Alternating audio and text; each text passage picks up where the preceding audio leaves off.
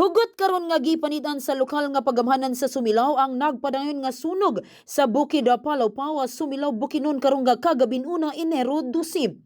Sa personal nga update gikan kang Mayor Veniza Naiz Velio, kinsa naa karon sa area sa Dinugon aron kana pagpaniid sa sitwasyon, iyang gipahayag nga alas 8:56 pa lang sa gabi ini bisita na sila sa lugar kauban ang mga otoridad.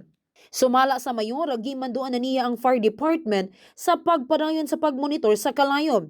Sa pagkakaroon dako nga hagit ang dalan paingon sa lugar, hinungdan nga wala pay klarong agianan aron dali kanang mapalong ang kalayo. Og bisan pa niini naning kamot ang fire department kauban ang rescue team nga makaduol sa mismong site aron kana makahimo og konkreto nga plano. Ilabi na karon nga malikayan nga mokatrap ang kalayo paingon sa mga kabalayan.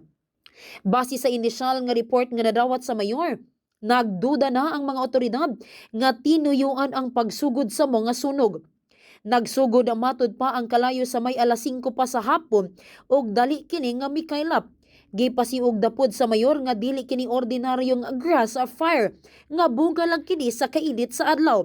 Sa pagkakaroon, padayon ang koordinasyon sa lokal nga pagagamahanan sa tanang nga hingtungdan nga ahensya nga maghatag og dugang updates sa gayon nga aduna kini bagong impormasyon gikan sa insidente.